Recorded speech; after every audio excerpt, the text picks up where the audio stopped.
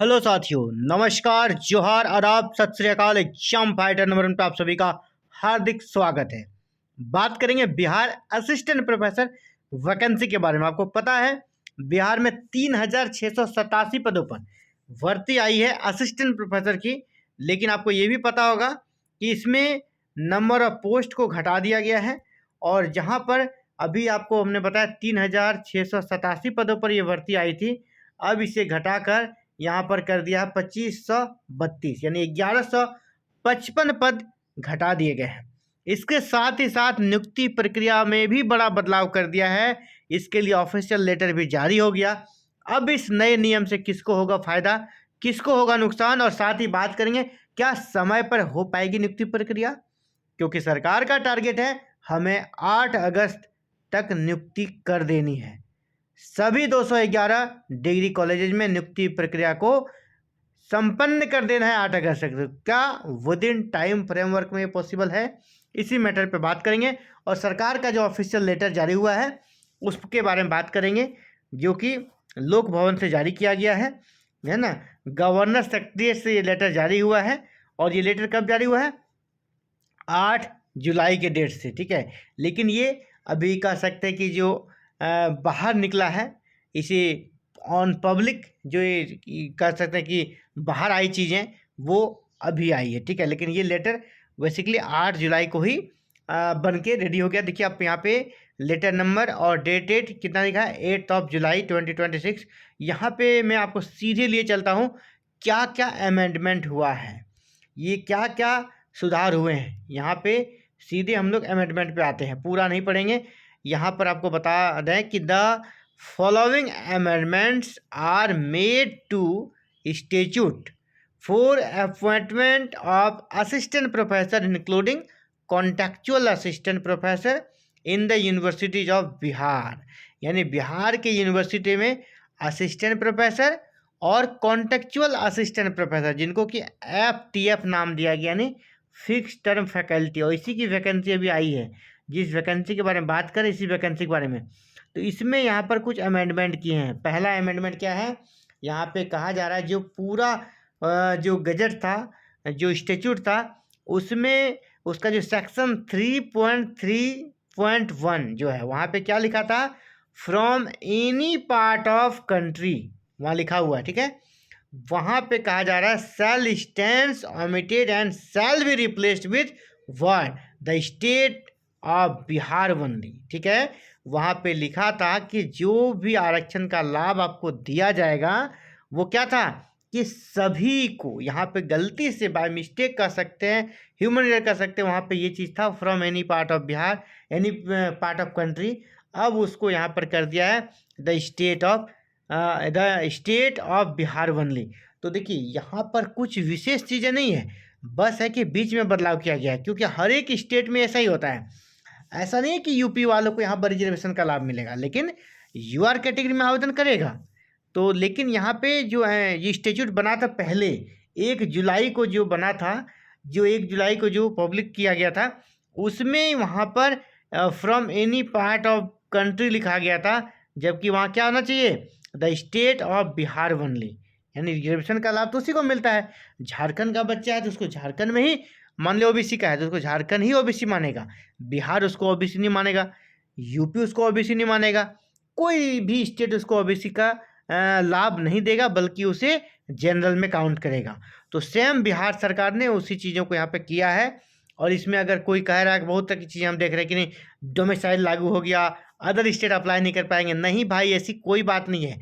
UR category में आप पहले भी अप्लाई कर सकते थे, अभी भी कर सकते हैं, लेकिन यहाँ जो लिखा गया था from any part of country जो लिखा गया था ना, उसके चलते समस्या ये हो गई थी कि रिजर्व कैटेगरी में भी समस्या थी। रिजर्व कैटेगरी में भी अदर स्टेट के बच्चे आवेदन करके इस वर्ड के कारण वो कोर्ट जाकर केस जीत जाते और यहाँ भी आरक्षण का लाभ लेते। तो उसको गलतियों को समझा है और जल्द से जल्द उसमें बदलाव कर दिया है। और ये बदलाव बहुत कर सकते हैं, पहले ही होना था, स्टार्टिंग में ये होकर ही आना था, लेकिन बाय मिस्टेक नहीं हुआ था, लेकिन बाद में चलिए इसको कर दिया गया है। अगला देखिए, in section 3.4 of the statute the word government of India rules shall stands omitted and shall be replaced with word government of Bihar rules. देखिए ये सब देख के ना, ये सब जो संशोधन किया गया है, निश्चित रूप से लगता है ये जो स्टेच्यूट है इसको भी कहीं से कॉपी कट पेस्ट कर दिया है ना। सेंट्रल गवर्नमेंट के किसी ड्राफ्ट को उठाया गया है, उसको यहाँ पे कॉपी पेस्ट कर दिया है, जिसके चलते गवर्नमेंट ऑफ इंडिया जो रूल्स लिखा हुआ था ना वो यहाँ पर रह गया है। वो मिस्टेक हो गया था यहाँ पर भी, अब उसको गवर्नमेंट ऑफ बिहार रूल्स किया गया। ये तो वाजिब चीज़ें थी, पहले से भी होनी थी, बस है कि इसको बदल दिया गया है। और अगर ये रह जाता तो क्या होता, रह जाता तो आपको पता है कि बिहार में अगर आप बिहार के बच्चे हैं, ठीक है, तो आप बिहार में जिस कैटेगरी में हैं, आप अगर एसटी हैं तो एसटी का लाभ मिल रहा है। और दूसरा आपको कहाँ मिल सकता है, सेंट्रल में। सेंट्रल में आपको लाभ एसटी का मिलेगा। अगर आप एसटी हैं तो सेंट्रल का लाभ, सेंट्रल को एसटी का लाभ देगा। किसी भी स्टेट से आप हैं, जिस भी कैटेगरी में हैं, अगर आप सेंट्रल यूनिवर्सिटी मान लीजिए अप्लाई करते हैं और अगर आप ओबीसी के हैं तो आपको सेंट्रल ओबीसी का लाभ देगी। वही हाल यहाँ हो जाता बिहार में। अगर यहाँ लिखा रहता है गवर्नमेंट ऑफ इंडिया रूल्स, तो आप किसी भी स्टेट के बच्चे अप्लाई करते बिहार में, वो जिस भी कैटेगरी का था उसी कैटेगरी का उसको मानना पड़ता, क्योंकि आपने अपना इंस्टीट्यूट में यही लिखा है, ठीक है। चाहे वो कॉपी कट पेस्ट के चलते हो गया हो, अलग मैटर है, लेकिन यहाँ भी वही चीज़ें हो जाती, तो इसीलिए इसको संशोधन कर लिया गया है। एक जगह और जो गलती था उसको सुधारा गया है, इसको गलती बोलेंगे हम, गलती मिस्टेक था, उसको सुधारा है सरकार ने। लोक भवन के द्वारा जो जारी स्टेच्यूट, उसमें गलती को सुधारा गया है। कुछ नया बिहार के बच्चों के लिए विशेष फ़ायदा मिल जाए ऐसा नहीं, ये उनका हक था, उनका हक तो मिलना ही था। In the first column of table in row number 3 section 4.1 of the statute the word NET shall be stands omitted and shall be replaced with word NET SLET SET. देखिए नेट स्लेट सेट लिखा हुआ है किसी दूसरे section में, जहाँ पे essential qualification है वहाँ ये चीज़ें लिखी हुई है, लेकिन ये जो सेक्शन है आपका सेक्शन 4.1, वहाँ पे एक जगह सिर्फ नेट है, ठीक है, तो उसके साथ स्लेट और सेट, यानी राज्य पात्रता परीक्षा भी अगर आप पास हैं, यानी बिहार में अगर बैट होता है तो आप अगर बैट पास है तो भी आप भी आवेदन यहाँ पर कर सकेंगे। ये चीज़ें अब क्लियर हो गई, वहाँ भी ये चीज़ें लिखी गई हैं। इसके बाद जो अगला बदलाव है, in the third column of table in row number 3 of section 4.1 the statute the word PhD plus NET equal to 19 number. PhD का कितना नंबर है भाई, 11। PhD का कितना नंबर, 11, और नेट का कितना नंबर है, 8। नेट का कितना नंबर है, 8, तो कितना हो गया, 19। तो यही कहा जाए कि 19 जो नंबर लिखा गया है, अब इसमें आपको PhD नेट के साथ साथ, PhD प्लस जो नेट था ना, इसके साथ साथ आपको नेट स्लेट सेट को भी मिलाकर आपका 19 नंबर, क्योंकि अगर आप बिहार के बैट को पास करेंगे तो PhD प्लस बैट का कितना होगा, बैट का आपको, बैट अगर पास करते हैं बैट का भी 8 नंबर है नेट के बराबर। ये जो 8 नंबर है ना, किसके लिए, ये नेट के लिए। तो नेट का नंबर और बिहार में अगर आप बैट पास करेंगे तो बैट का नंबर बराबर होगा, ठीक है, तो वहाँ पर भी आपको 8 मिलेगा, यानी आप PhD प्लस नेट या बैट जो भी है सेट है, मिलाकर आपको टोटल 19 नंबर मिलेगा। यही संशोधन यहाँ पर किया गया है। तो ये त्रुटि थी, इसको कुछ विशेष बेनिफिट्स हम नहीं बोलेंगे, इस स्टैच्यूट में त्रुटि थी, उसको सुधार, भूल थी, उसको सुधार किया गया है, और कुछ विशेष नहीं है। अगर कहीं आप ये सुने नहीं इसमें डोमिसाइल लागू हो गया है ना, आरक्षण बिहार के लोगों को ही आरक्षण मिलेगा, ऐसा नहीं है।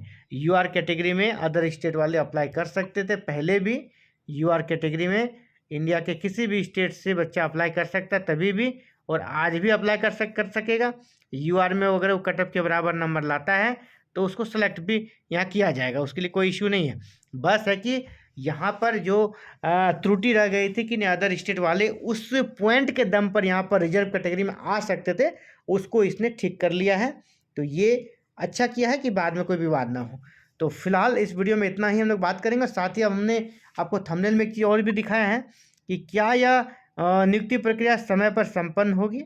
तो क्या समय पर संपन्न होगी, इस पर बात करते हैं। जी हाँ, अभी तक जो चीज़ें निकल कर आई है और सरकार बैकफुट पर आई है, 3687 से 2532 पद पर आ गई है, यानी सरकार विवाद को नहीं करना चाहती, विवाद को ख़त्म करना चाहती। जो भी यहाँ पर कर सकते जिस पे विवाद हो सकता, तो वैसे सभी इशू को सरकार ख़त्म करे। जैसे अभी ये जो सुधार हुआ वो भी विवाद का जड़ बन सकता, तो उसको हटाया।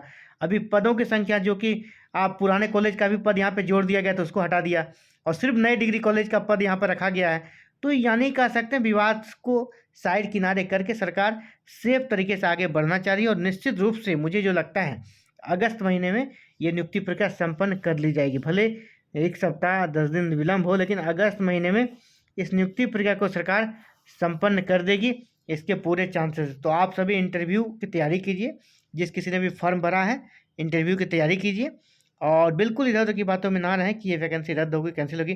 नहीं, डिग्री कॉलेज में जो FTF फिक्स टर्म फैकल्टी की नई वैकेंसी आई है ये संपन्न होगी, इसके पूरे चांसेस हैं। तो फिलहाल इस वीडियो में इतना ही। आगे की अपडेट को जानने के लिए सब्सक्राइब कीजिए, बेल आइकन को प्रेस करके ऑल बटन को जरूर क्लिक कीजिएगा। आप सभी का हमसे जुड़ने के लिए बहुत बहुत आभार। Thank you. जय हिंद, जय भारत, जय बिहार।